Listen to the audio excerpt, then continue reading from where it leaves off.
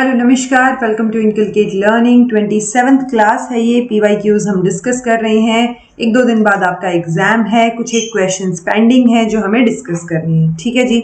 So this is presented by me Raveena. Videos informative लगे तो inculcate learning को like share subscribe कर दीजिएगा। लास्ट जो लेक्चर हमने किया था जिसमें हमने 2018 के क्वेश्चंस फिनिश किए थे, वो 15 क्वेश्चंस का लेक्चर था। सो उन 15 क्वेश्चंस में से 2-3 क्वेश्चंस में थोड़ी सी गड़बड़ रही जो कि आप लोगों ने पॉइंट आउट किया, यानी कि आप जाग रहे हैं, तैयारी सही से कर रहे हैं। ठीक है जी। सो वो जो 2-3 क्वेश्चंस में गड़बड़ हुई वो क्यों हुई, कैसे हुई, वो एक बार डिस्कस कर लेते हैं। ओके, तो ये जो classical model of test validity है, मैंने इसके बारे में यहाँ नोट लिखा हुआ था। मैंने आपको कंटेंट बताया था, जबकि मैंने किस बेसिस पे बताया था कि जो क्लासिकल टेस्ट थियरी है वो क्वांटिटेटिव अप्रोच के बेसिस पे वैलिडिटी और रिलायबिलिटी टेस्ट कर रही है। ठीक है। सो उसके अंदर क्योंकि क्वालिटेटिव है कंटेंट, इस वजह से हम शायद उसको ना लें, बट मैं खुद जो है फेस वैलिडिटी के ऑप्शन को जो है वो क्या नेग्लेक्ट कर गई। सो यहाँ पर मेरी बिल्कुल डेफिनेटली गलती थी। I am really sorry. Face और मैंने अभी और भी फिर पेपर्स इससे रिलेटेड पढ़े, जिनमें से मैं आपको भी लिंक में डाल दूंगी जहां जहां से मैंने पढ़ाया, उससे कुछ इंटरप्रेट करके कंक्लूजन निकाला। सो फेस वैलिडिटी में हम यूजुअली सुपरफिशियली चीजों को चेक करते हैं। ठीक है। तो वो सुपरफिशियल होने की वजह से हम बोल सकते हैं कि क्लासिकल मॉडल जो है वो इसको यूज नहीं करेगा या इसको प्रेफर नहीं करेगा स्पेसिफिकली। ठीक है, वैलिडिटी मेजर करने के लिए कि ये वैलिड है या नहीं। सो फेस वैलिडिटी इज लाइक कि आपने टेस्ट को ऊपर से सिर्फ देख के जो है आप पता कर रहे हैं कि वो वैलिड है या नहीं।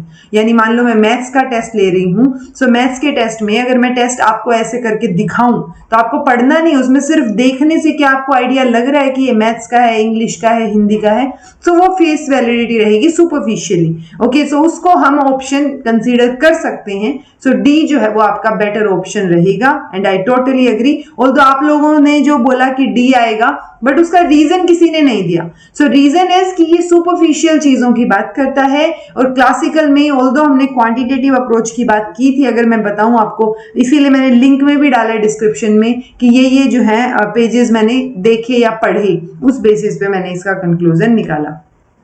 एक क्वेश्चन था जी ये वाला, जिसमें मैं कॉमनली वर्ड पढ़ के दिमाग में मेरे चल रहा था फ्रिक्वेंटली, मतलब वो होता है ना कि हम मोस्टली किसको यूज करते हैं, तो वो मोस्टली वर्ड दिमाग में चल रहा था। इस वजह से मैंने आपको सर्वे बताया। ऑल्दो और कोई ऑप्शन ना हो तो ये मेरा रीजन बिल्कुल सही था कि सर्वे में भी क्वालिटेटिव या क्वांटिटेटिव जो चीजें हैं, क्वेश्चंस हैं, वो हो सकते हैं। सो एक क्वालिटेटिव सर्वे हम बना सकते हैं, पहली बात।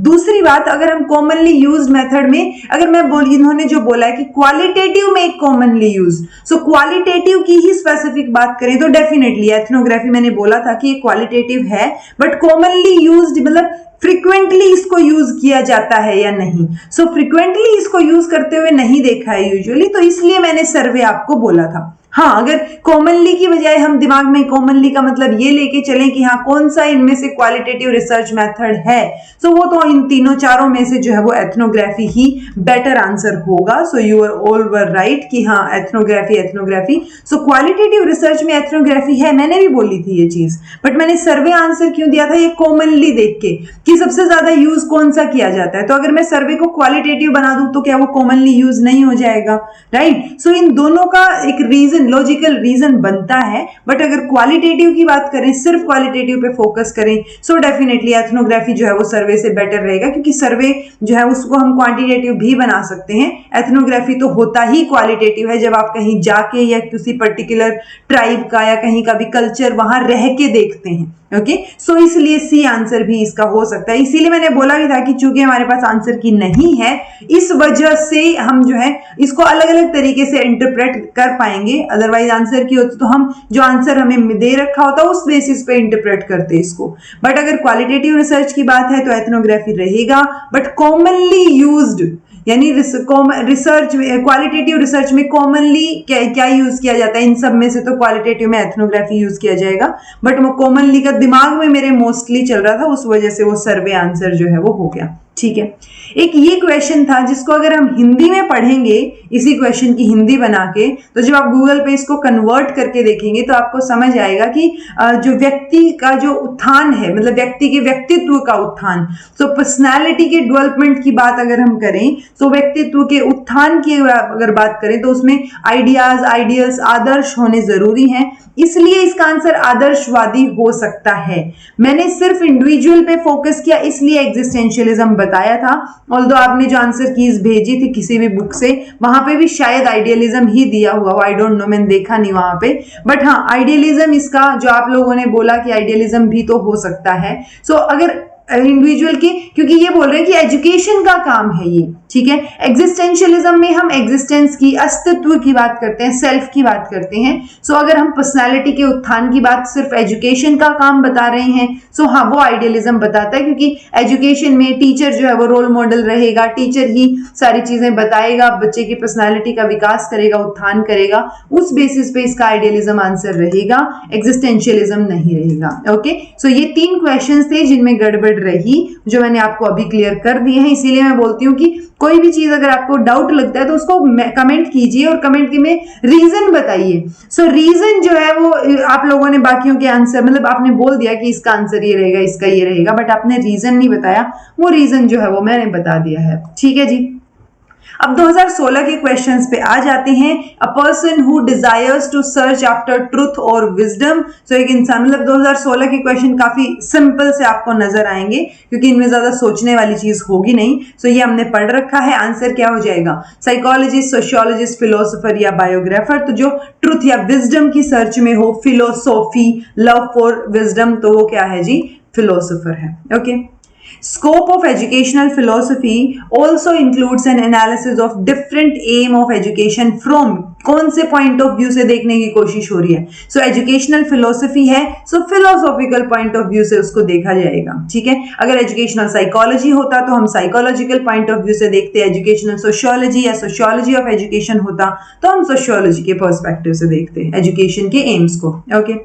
Descriptive phase of education seeks to describe. So descriptive phase में क्या चीजें हम डिस्क्राइब करते हैं? तो डिस्क्रिप्टिव फेज में जो हमारे पास होती हैं चीजें, मतलब जो एग्जिस्ट करती हैं, हम पर्टिकुलरली उन्हीं को डिस्क्राइब करते हैं। यानी एक तरीके से देखा जाए तो रियलिटी को डिस्क्राइब करेंगे हम। ठीक है। सो रियलिटी जो है वो इसका आंसर हो सकता है जी।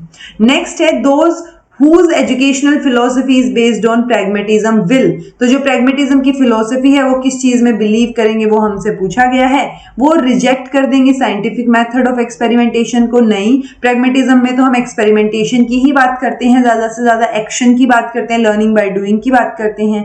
कंप्लीट ऑब्जेक्टिविटी को एक्सेप्ट करना पॉसिबल है pragmatism के लिए। pragmatism में हम इंडिविजुअल डिफरेंसेस को भी कंसीडर करते हैं। ऐसा नहीं है कि हम बिल्कुल नेग्लेक्ट ही कर देंगे इंडिविजुअल डिफरेंसेस को, राइट। तो हम लर्निंग बाय डूइंग और learning according to the needs of the person और needs of the student. So उस बेसिस पे सब्जेक्टिविटी कहीं ना कहीं तो रहेगी। सो कंप्लीट ऑब्जेक्टिविटी जो है वो पॉसिबल नहीं है, हम उसको एक्सेप्ट नहीं करेंगे कंप्लीट ऑब्जेक्टिविटी को। Okay. Accept the stimulus response theory of learning. तो स्टिमुलस रिस्पॉन्स थियरी तो एक तरीके से हम कंडीशनिंग में पढ़ रहे थे कहीं ना कहीं कि क्या स्टिमुलस देने के बाद क्या रिस्पॉन्स निकल के आएगा, कैसे उसको मोल्ड करेंगे। सो ये तो अच्छे, मतलब बच्चा खुद कंस्ट्रक्टिविटी की बात ये ज्यादा करते हैं रादर देन कंडीशनिंग। ओके, तो ये भी नहीं रहेगा। हाँ, ये बोलते हैं कि नॉलेज जो है वो टेंटेटिव है, मतलब प्रोविजनल है। जैसे आपकी टेंटेटिव डेट्स आती हैं, मतलब वो चेंज हो सकते हैं। तो नॉलेज भी टाइम जैसे जैसे पास होगा, आप कुछ नए एक्सपीरियंसेस गेन करेंगे तो नॉलेज चेंज हो सकती है। और ट्रुथ जो है वो भी रिलेटिव है। हमने चेंजेबल ट्रुथ की बात की थी कि एब्सोल्यूट ट्रुथ की तो वैसे भी बात नहीं करते। सो डी जो है वो इसका लॉजिकल और बेटर आंसर रहेगा जी। नेक्स्ट है, which of the following is an aim of education according to western school like realism. So realism के अकॉर्डिंग क्या एम हो सकता है एजुकेशन का according to western school like realism?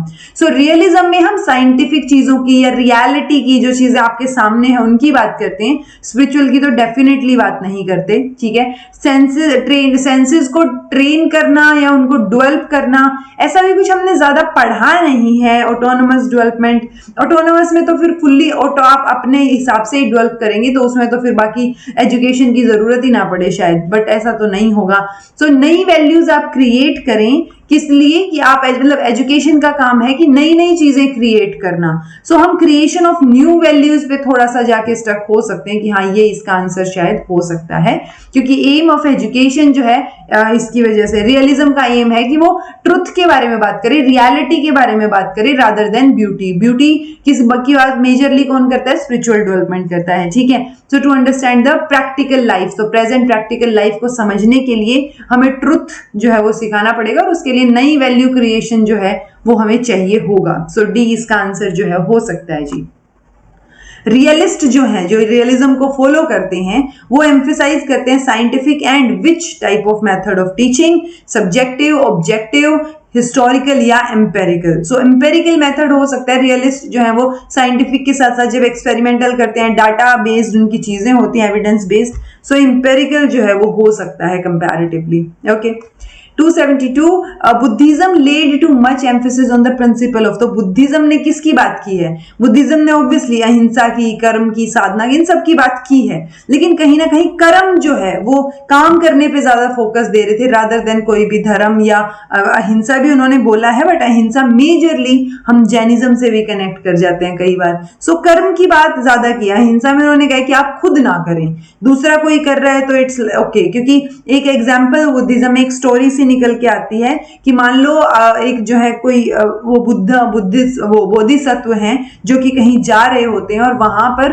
उनके पास एक ऑप्शन आता है कि उन्होंने खुद जो है उस मतलब उसको नहीं मारा है, चाहे वो मुर्गा हो या कोई भी चीज हो, लेकिन उसको भिक्षा में मिल रही है वो चीज, ठीक है। तो वो भिक्षा को तो एक्सेप्ट करना इनका काम हो गया, राइट। सो वहां से एक कंक्लूजन सा निकल के आता है कि अहिंसा कोई और करे इज लाइक ठीक है फिर भी, बट आपको नहीं करनी है, ठीक है। सो वो अहिंसा वाला भी थोड़ा सा ज्यादा एम्फेसिस नहीं हुआ, फिर तो कर्म पे ज्यादा फोकस है कि आप काम पे फोकस करें और काम करें, ठीक है जी।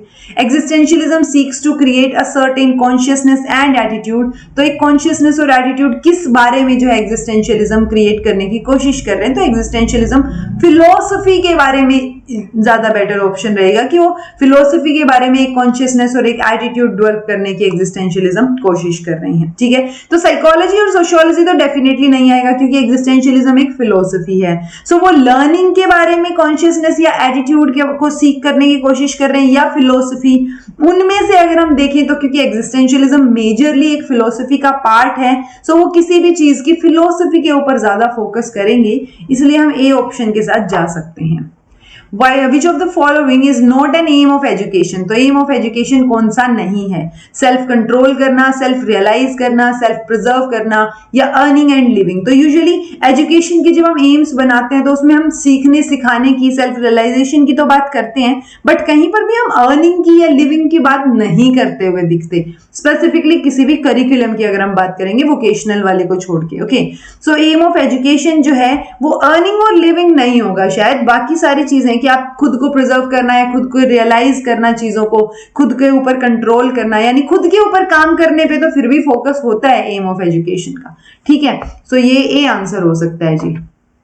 Idol worship was introduce by. तो आइडियल वर्शिप जो है, आइडल वर्शिप यानी मूर्ति पूजा किसने शुरू की थी? यहाँ पे हिंदुइज्म का ऑप्शन है नहीं। सो जैनिज्म, बुद्धिज्म, सिखिज्म और जूइज्म में से बुद्धिज्म जो है उनकी जब दो ब्रांच हुई ना, हिनायाना और दूसरा जो एक और स्कूल, अच्छा दूसरे स्कूल का नाम बताइएगा, दो स्कूल, अच्छा चलो ओके, महायाना और हिनायाना, ठीक है। सो इसमें से फिर एक ने मूर्ति पूजा या आइडल वर्शिप शुरू की। सो किसने की थी? महायाना जो है वो आइडल वर्शिप करते हैं या हिनायाना करते हैं, वो आप बताइएगा, क्योंकि बुद्धिज्म जो है जब बुद्धा की डेथ हो जाती है उसके बाद बुद्धिज्म कहीं ना कहीं जो उसके प्रोपेगेटर्स थे वो दो भाग में बांट देते हैं उसको। दो भाग में मतलब एक जो है वो उनके कुछ अलग रूल्स होते हैं और दूसरों के अलग। ये मैं आपको जो है स्कूल्स ऑफ बुद्धिज्म जो मैंने कराया था चैनल पे, शायद दूसरी तीसरी वीडियो ही थी, दूसरी आई थिंक, सो वहां पे मैंने आपको करवा दिया था, तो वो जरूर देखिएगा। सो बुद्धिज्म इसका आंसर रहेगा जी। आइडल वर्शिप जो है वो बुद्धिज्म ने इंट्रोड्यूस की थी।